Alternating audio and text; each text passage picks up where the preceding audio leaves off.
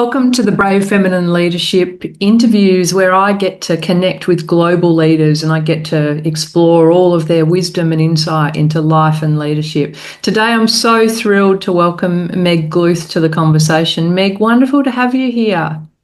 Good to be here. Thanks for having me. Let me share your bio and then let's get going into your fascinating story, which I'm super excited to learn about. So, Meg is the owner and CEO of Catalent Solutions Inc., one of the largest certified women-owned US-based chemical distributors in North America. Catalent's been recognised as part of the Middle Market Fast 50 list. Meg's been owned as one of the 5 owners of the Middle Market Fast 50 leaders. And in 2023, a big year, was also the winner of the Ernst & Young Entrepreneur of the Year. That was a mouthful for me to get out then, Meg. Meg currently serves as the chair of the board for the Association of Chemical Distributors. And Meg, you recently shared, I saw this wonderful post on LinkedIn, and you shared there that one of the most important lessons I've learned, both as a leader and in life, is that the stories we tell ourselves shape the reality we create. And when we choose to focus on obstacles, fear, scarcity, those things expand in our minds. But when we shift our mindset to see possibilities, solutions, and growth, that's when the real transformation begins. Meg, this sounds like an amazing place to begin your story. So can you share for the audience, who are you as a human being? For sure. Again, thanks for the opportunity to tell my story, and thanks for reading that little snippet to sort of lead us in there. I like to start by saying that snippet you read is something that is so intrinsic to who I am and how I live today. But I didn't start there, and I always want to say that because I think that a lot of times we have this tendency to hear people in leadership talk about where they are today, and we can believe, if we allow ourselves, that that's where they always were, and that, you know, wherever we might be, whatever starting place we're at in our own lives, like that if we're not there already, like there's no hope for us. So I always start my story with sort of the truth of what things was. I grew up in the middle of the United States, in a rural community where a lot of the people around me struggled. And in my own family, we struggled with poverty. We were raised well below the poverty line. I lived on various forms of government assistance. And I would love to say that that was uncommon, but it wasn't. A lot of times when you have communities that are based a lot on agriculture, you have people whose lives and livelihoods rise and fall with literally the weather. And so I knew from a very young age what it was to suffer scarcity, to suffer from want, and to also watch well-meaning people try to do better, but just for whatever reason couldn't. And my life goal started not to be where I am today, but simply to just be not that. I don't want to be poor. I don't want to struggle to figure out how we're going to live or how we're going to eat or how we're going to make ends meet. And so my very first goal in life was nothing but not this, if that makes sense. It does. And so a lot of times when you're being raised in poverty, there's a lot of trauma around that and a lot of difficulty around that. And that was certainly part of my story. And as I kind of came up in my life, I started to realize that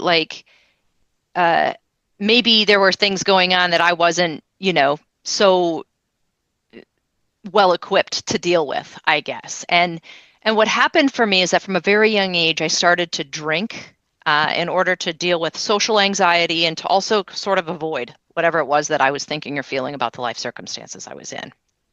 And I got out of high school and graduated okay with decent grades and got into college and had a series of Pell Grants and all sorts of scholarships and ways to go to college stacked up. And I blew it within a short amount of time. I was kicked out of college and after being placed on academic probation because I was prioritizing drinking and partying over academics. There's no way to sugarcoat that story. That's what it was. And when you get kicked out of college, you can't just leave one 4-year institution and go to another. What ends up happening is that no other 4-year institution really wants you right away because you haven't proved your ability to do that. And so I worked for a little while and then went to various community colleges to sort of put together a little bit of a semblance of order to say I could do this. And after doing that for a couple of years, I was accepted to the University of Minnesota in the Twin Cities. And I graduated from the University of Minnesota on the Dean's List, which was an amazing achievement for me because it recognized sort of the value of hard work and of making a turnaround. It was my first life turnaround, I would say, to go from being kicked out of college to then graduating. Had you But I gotten had a problem. sober? Go ahead. Had you gotten sober in that period of time, or no, I not had yet? not. I had not. I was still what I would call kind of a part-time party drinker, but I had gotten my act together enough where I was, able to graduate from school. And what I didn't do, and sort of this will rear its head later in the story, is that didn't mean I was dealing with anything that was going on inside me. It doesn't mean that I was developing proper coping mechanisms. It doesn't mean any of that. It just means that I tabled things for enough to get through school. And I was about to finish my senior year in college, and I realized I had a degree in history, which I loved, but I didn't want to teach history. And again, back to the concept of like, how am I going to make money with a history degree? I took the LSAT and ended up getting into law school, which was really cool until a few weeks before law school started, and I didn't have a financial aid package sufficient to cover that. Okay. And so that's a terrible blow and a kick to the gut. And I didn't have any person in my family who had any money to help me go to school. And perhaps more importantly, I didn't have anybody in my family who could co-sign on a second set of student loans. Nobody there was creditworthy. And so I have the opportunity to borrow more money. I have no one in my family who can co-sign on that. I'm obviously going to be an unemployed law student, so I don't represent a good credit risk to a bank. And a friend of mine's dad co-signed on my law school loans. Wow. Just so everybody can get sort of a grip of what that was. I think I borrowed like $120,000 over the course of 3 years on that set of private loans for which he was co-signed the entire time. And I put that out there always. I always tell that part of my story because I want people to recognize that in that single act, first of all, he must have had something inside of him tell me it was important to do that, because I'm going to let you know I was not the picture of like why would you do that for me? Like what do you have? What do you see in me that leads you to believe I'm going to pay that off? But he did. And he did that for me. And by doing that, he literally changed the course of my existence. Have you ever asked him that question? Well, here's the unfortunate part. He passed away a few years ago.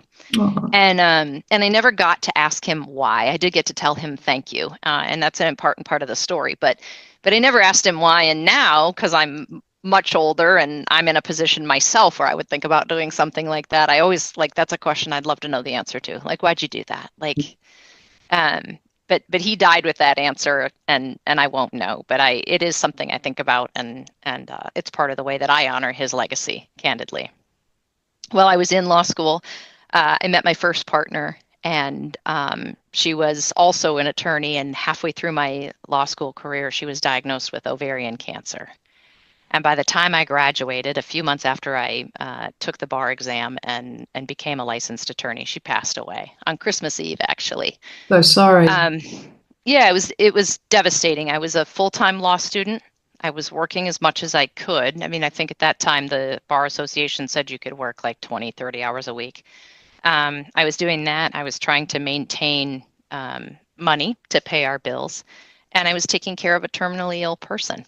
I was driving her to chemotherapy appointments. I was never missing surgeries. I was literally spinning every plate.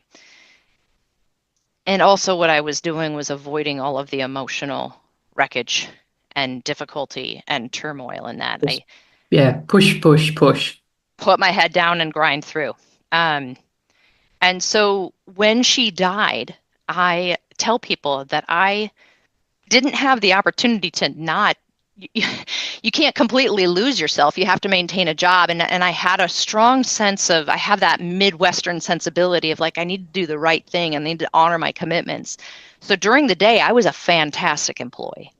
But at night, I was a desperate drunk. And what happened there, some people call it functional alcoholism because from the outside, it looks fine.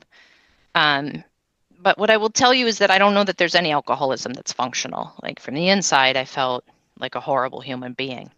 And the woman that I knew that I was and the woman that I knew I could be, I couldn't actualize that. I couldn't connect that using the person that I actually was, that I was Did during my anyone daily know? life.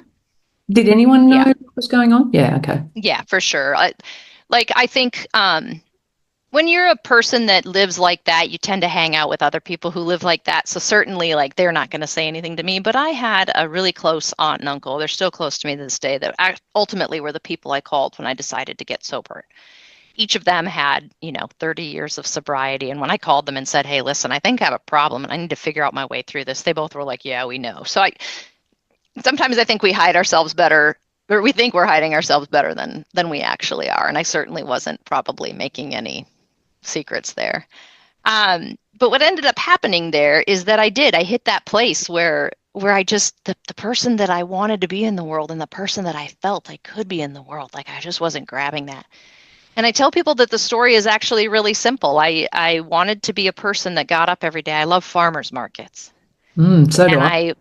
I just think they're the greatest, and I always have. And so I wanted to be a person that went to the farmers market on Saturday morning, but every Saturday morning I'd be so hungover, Yes. or I'd be spending my morning at some champagne brunch or whatever, that I'd never be at the farmers market. And it's so funny how, like, these little things in our lives are like become these huge meaningful things. But the fact that I couldn't make it to the farmers market was really just, like, for me, What a what an a great emblem. what a great starting point though. Like to be able Yeah, to even imagine, I just want to be someone who goes to a farmer's market. I just want to be someone who makes it to the farmers market on Saturday. And so I called this aunt and uncle and I said, "I don't want to live like this anymore. What do I need to do?" And slowly but surely, I mean, a lot of people get sober a lot of different ways. And I certainly don't ever want to be seen as endorsing one particular method over another. But what worked for me is that I went to my first meeting of Alcoholics Anonymous um, in October of that year, 2011. And I haven't had a drink since. Yeah. And for me, that became probably the most triumphant moment of my entire life. Since that time, I've had a lot of professional victories. I've had a lot of amazing things happen in my life. I'm now the mother of 2 children. I have so many great accolades. Nothing is as meaningful or as significant to me as the day that I decided to be a person who could get out of bed on a Saturday and hit a farmer's market, because everything else for me stems off of that. And so from that time forward, I began living life in a way which meant that I needed to be intentional. I needed to be present. I needed to be, I mean, the very definition of being sober is to be right-minded and to be aware and to be alert. And I needed to be that way in the world and the way I was moving in the world. And when I started to live like that, I started to be able to look at opportunities in front of me and choices that I had in a completely different way, and to be able to co-create, with some greater force than myself, a future for myself that was more befitting to who I'm meant to be in the world. And so my business life has been a part of that. I became this company's first lawyer when it was at that time called TRI. I became the company's general counsel, and then I became its CEO later. Kind of worked my way up through leadership rather quickly, though. I mean, I got here and I just fell in love with the business. And my predecessor, the first owner and founder of this business, was getting to a point in his career where he was getting ready to retire with no succession plan. And I was just coming up. So I said to him one day, I said, "If I could figure out a way to finance this and a way to pull this off, would you let me buy a majority of your business? I'll buy a majority from you. And then over time, as you want to leave the business, I'll buy more and more chunks and pieces and put this together." And he said yes, and we figured out our way from that. And as soon as the ink was dry on our paperwork for a majority interest in the company, the government shut down the economy for a global pandemic, which had never been seen ever in the world. And I tell people I just shit my pants, because, like, I don't know what you do when you make like a multi-million-dollar life commitment, and then all of a sudden you can't run your business. But we found our way through that, and ultimately, for him, that just represented, like, okay, I've seen it all in business. I've done all the war. I'm ready to be done. So less than a year later, he and I were in talks for the remainder of the purchase of the company, and by the next year, I owned 100% of the company. When I bought, thank you. When I bought the company at that time, we were doing about $48 million a year in revenue. And now we are a pretty steady, sturdy $100 million a year company. I've made 2 acquisitions of other companies since that time. And I am a 100% bootstrap, put together, figure it out, get creative, get gritty, get dirty kind of person to figure out how to put this together.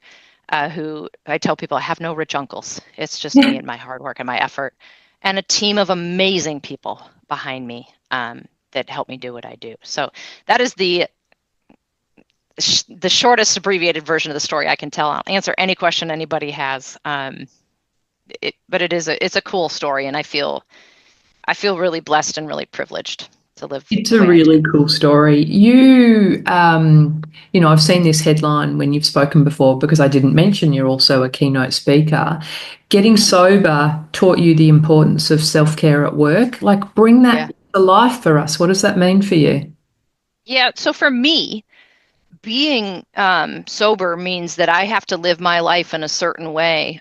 In AA, we call it like fit spiritual condition, right? And that doesn't necessarily mean religion. That just means that like all of the things within me are in order. I have a sense of inner peace. I have a sense of inner quiet. I have a sense of inner calm and fortitude. I have the ability to take care of myself. And thus, I don't need to go and engage in behaviors that are destructive. I don't I have a sense of sort of what I call tough love for myself in that, and other people who struggle with addiction. Like, ultimately, we do need accountability and for people to give it to us straight. But I understand at a base level that what we're all doing in society when we struggle with any kind of addiction, be it food, sex, drugs, rock and roll, all of it, like, is ultimately we're avoiding feeling something or doing something that we don't want to feel or handle. When you're in business, when you're at my level, or when you're even just going to a job every day, you have to be mindful of the fact that you spend a majority of your time there, unless you're a super part-time worker. So for most of us, our career is where we spend the bulk of the hours we get awake in a week. Mm-hmm. And if we are not mindful for the way that we take care of ourselves in that, we could fall into places in our lives that lead us down roads we don't want to be down, whether that's addiction or whether that's just I'm grouchy every single day I go home from my job and I take it out on my spouse and kids. Like, so when I say self-care, I'm not talking about getting more massages or having better snacks in the break room. I'm talking about whatever it is that we need in our lives to keep us in a state of fit spiritual condition and truthfulness about what are my strengths, what are my weaknesses, how am I doing, am I getting enough sleep? And for me, that means living with sort of a rigorous discipline of being mindful about what I eat and getting myself exercise. Well, that's what I was going to ask. What that is different for all of us, but what does that? When I talk to people, I talk about, and I love that terminology. I'm not familiar with the terminology from AA, but I love that. I talk about finding that calm and ways to help us show up, right? You've got to show up, be aware of the impact for you and for others as a leader. How do you do it? What is that discipline? What does it look like? Yeah. So for me, I have a part-time job too. I also teach yoga, right? So I kind of chuckle about this because the last person on earth who needs a part-time job is me, but I do it because I love the practice of yoga, and it is something that adds really to that sense of calm and inner discipline for me. And that's a separate podcast, but yoga is not just an exercise program. There's a lot to it. What runs along with that is my sense of living my life in a way where I'm mindful about what I put into my body, what I consume. That's not just food. I'm very careful with the news that I read. I'm very careful. I don't have a television. I just don't watch TV. I don't enjoy it. I'm careful what I read. I make sure that I try to exercise. Partially because I need that too, to vent off. I think myself and a lot of other executives, if you're a CEO, you're probably the kind of person that spins at a relatively high rate and you have some energy that needs to just get burned off. And so I value my workouts. But I'm very careful with the way that I consume what's around me, and I'm very selective. And I also have a daily meditation practice then that helps me sort that out, which is not to say that I sit down on a pillow in the morning and immediately achieve a state of calm. But I do sit down on a pillow in the morning and recognize where I'm at. What is in me? what is happening for me? What is happening around me? What is going on in this being about that? So even if I can't solve it, and even if I can't calm it, and even if I can't soothe it, I at least am aware of its presence. And that awareness is the key to being able to make good choices around what to do about that. So I can go and I can say, I am feeling a little scrappy today. And then maybe that's not the day to like teach my kids needlepoint, you know? Hats off to you if you've ever taught your kids needlepoint. I remember doing craft with my daughter. She's 19 now, but they went through this loom band phase. I'm sure. Yep. I'm aware. Yeah. And I remember sitting with my daughter at the time, and we're making loom bands. We've got YouTube videos, the most complicated loom bands you've ever seen. And I said to her, I said, I love you, darling, but this is my idea of nightmare. Exactly. Don't ever make me do this. Exactly. So I love all of that. I mean, it's the opposite really of, I think, what you were saying, essentially you were doing when alcohol was part of the picture. It was not paying attention to any of that and really just pushing it away out of your consciousness, really. So that's incredible. Can I ask, congratulations on, I mean, I've got so many questions, and it probably is another podcast about the whole, getting the funding, getting all that sorted, getting yourself in a position to do all those things. But then you find yourself as owner and CEO of the company. And having been a CEO myself, I know you look around and you see so many things that you could fix, opportunities and those sorts of things in the business. How do you get clear on, because you can't do everything. How do you work out where to spend your time and energy? I am, first of all, and I think every CEO, and so you've had this experience, I'm super clear every day what the objective is.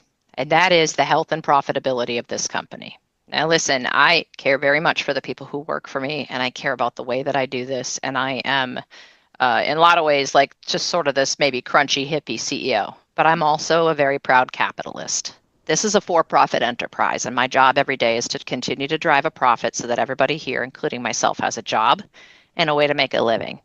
And I don't shy away from that. And I think that's step number one, is being very clear. What is the objective? The objective here is for us to be making money and be successful, and to do so in a way where I consider this company a platform for other people's success. And so to do that in a way that continues to have some longevity and some stability to it. From there, everything has to measure against that. And so one of the things that actually I had a meeting earlier today, and somebody said, you have to be able to hear what is necessary and not just hear squeaky wheels around you. When you are a CEO, everybody is always buzzing and spinning for your time. People that work for you, customers, suppliers, partners, and then there's the people outside of your business that want something from you. And there are, for lack of a better word, a lot of squeaky wheels. And just because something is squeaking doesn't mean we need to grease it. And so I am very clear on, okay, what is my objective and what do I need to do here?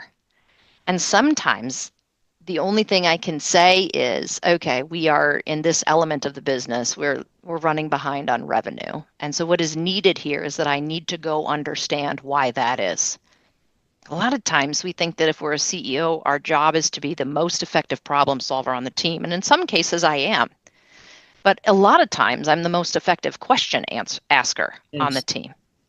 And so sometimes it's my job just to be the person that says, this element of the business, this silo is diminished in revenue. And I know there's 2 people in this business that have an answer for that. So I want a meeting with them.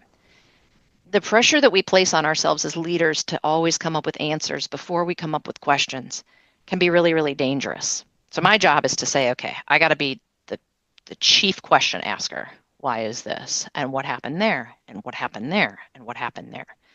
And I think when you are asking questions and you are seeking after things that will get you to the answer of meeting the number one objective, which might be different in your business. Maybe you don't worry about revenue at this point. Maybe this is a legacy business and you're more focused on mission, whatever that is. When you are asking questions in alignment with that, things get a lot more clear. The second element of that is that once you've got that clarity, then you have to minimize the distractions. And I think that's where it gets a little bit trickier from time to time, because the world is full of alarms and whistles and bells. And that doesn't necessarily mean that that's actually an emergency. And Mm. I think that my job at this company is very often to be the person that says before anybody else, hey, calm down. Let's take a beat. Let's see if this is actually a problem.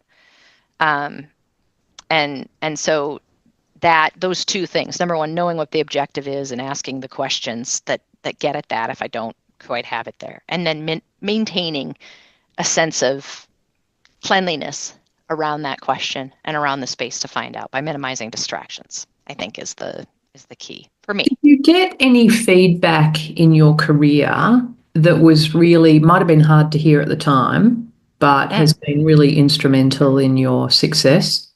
for sure. So early on, I had a woman who I consider her an early mentor, and she had a million like awesome one-liners in the practice of law. But she said to me once, "Honey, not everything has to be solved today." And I thought that's kind of like an oversimplification. But what she was saying to me, and a lot of people who consider themselves sort of high performers or type A, whatever you want to call yourself, listen, if you've been a CEO, you know what I'm talking about. You just have that thing in you. And we burn and we want to be building the next thing and we want to be on to the next thing and we want to be creating, we want to be adding. And we can't help that. That's cool. That's what makes us like do what we do and makes us tick. But somebody telling us, hey, slow down. You don't have to solve that today is a little bit counterintuitive for Yeah. someone like me. And frankly, I took that right away as sort of like a criticism, almost a little bit like, well, she just thinks I'm rushing to solve a problem. But I was rushing to solve a problem, and I was racing through some really important like inquiry steps before doing that. And so her telling me you don't have to be in such a damn hurry all the time was like really, really important for me to hear. And I've never forgotten that. Like very often I hear her in my head when when it's time for me to slow down. I had an incredible mentor who gave me similar advice. His way of putting it was, when you get into the CEO role, you look around, see a million things that need to be fixed. Choose three, because if you run at the pace you run at, you'll kill everyone. That's right. That's right. Or yourself. Yes. Yeah. Yeah. Somebody told me once that a CEO by definition is a human being that rises to that role because we burn hot. And he said this to me. He's like, there's just no CEOs that don't burn hot. Nobody who doesn't burn hot wants that job in the first place. So everybody in your position is somebody who burns hot. And it is entirely up to you how long you get to flame for. You Mm. can do this job for 2 years or you can do it for 20. But it'll be entirely up to how much you can regulate the way you burn. It's like, man, that's a really good way to think of it. How do you know when you need to take a step back? Like what are the signs for you when you know you've got to do that? I get edgy. And I don't think I'm alone in that. I will get impatient. I will get edgy. I will ask a question and then start snapping before somebody has had the time to provide a thoughtful answer. So those are my check engine lights.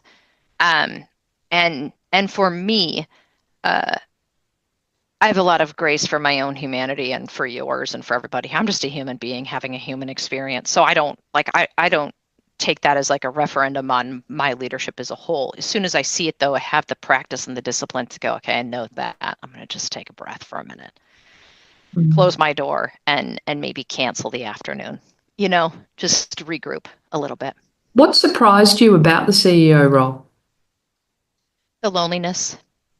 I think there are sayings, there's like cute little quips about like it's lonely at the top and heavy is the head who wears the crown and like all that kind of stuff. And I don't think I recognized the truth behind some of those pithy one-liners. Mm.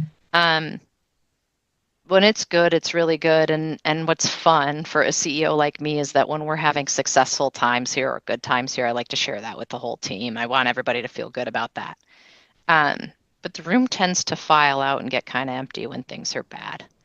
And ultimately, the most devastating decisions that have to get made in a business, if you're cutting a division of business, if you're laying people off, if you're not going to follow through anymore with funding a project, like all that stuff is something that you have to end up deciding by yourself. The buck stops here.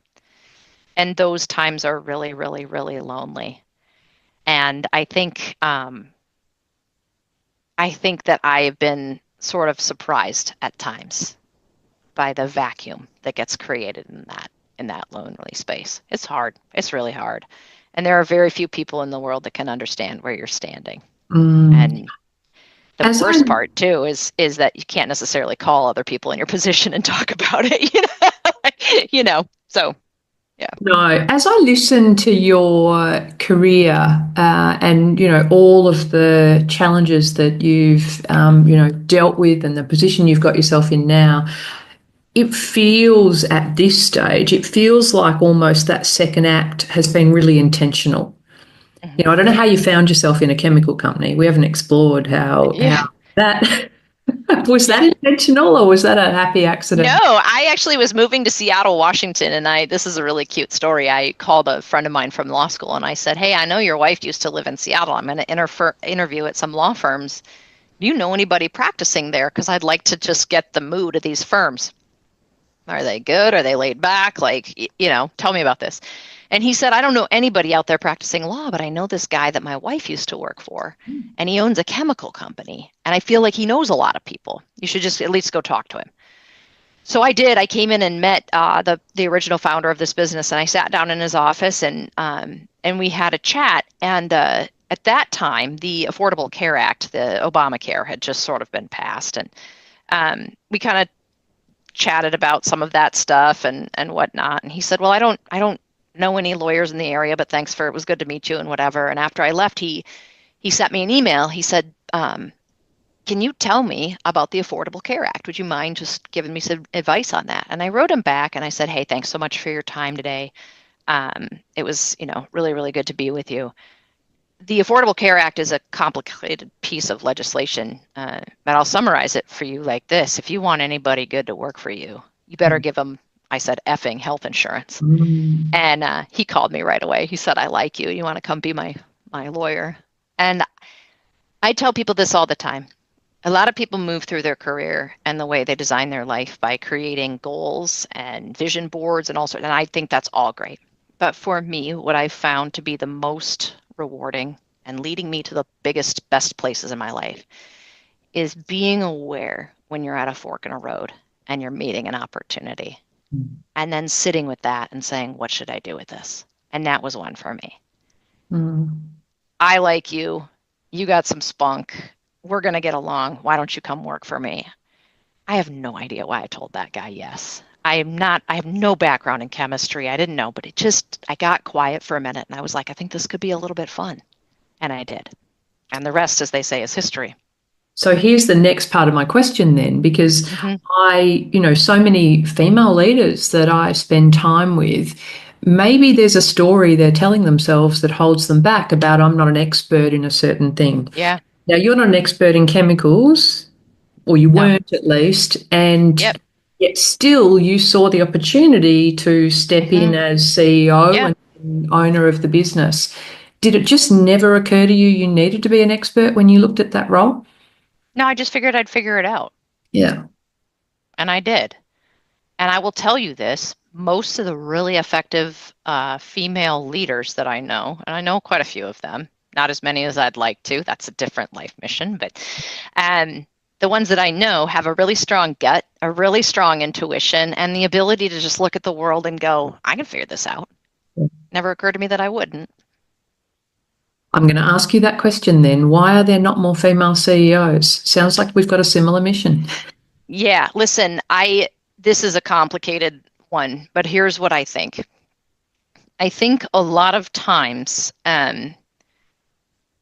we labor under the delusion that we cannot do, for whatever reason. A lot of the women I know, and again, this is not to be, stereotypical gender, we tend to think that we can't do as many things if we can't do them all super, super well. Mm. So a lot of women really want to be great moms.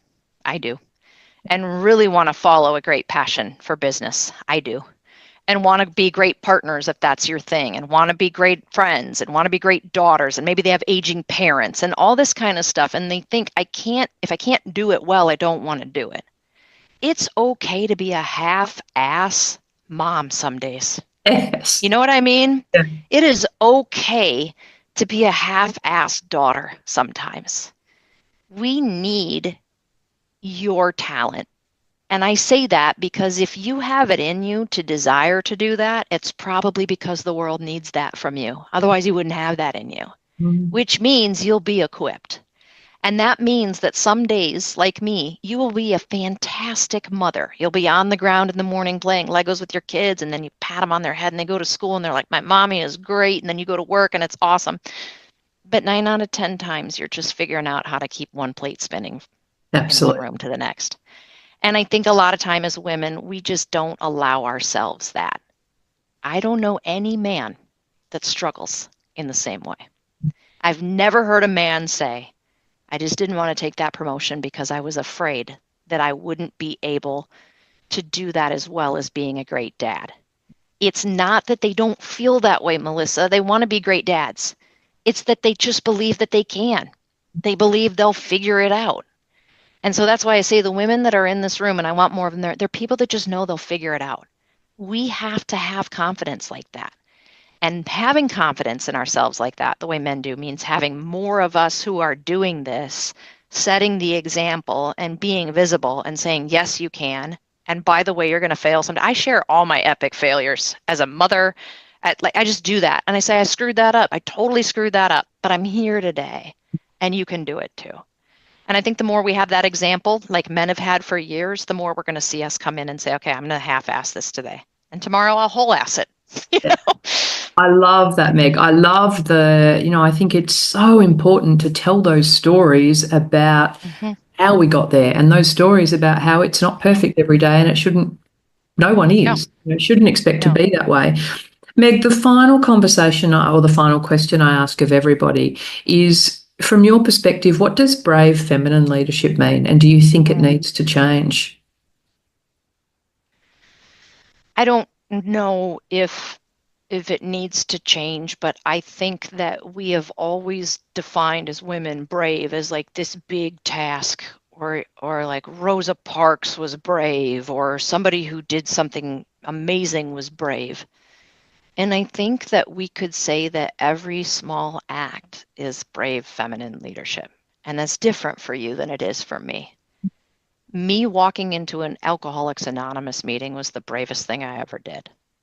And nobody will ever know I did it if I didn't tell them about it. The name Anonymous is in the title. It doesn't mean it wasn't brave. Yes. Being a woman who says, I'm going to go back to school at night and try and get a college degree after getting divorced is insanely brave.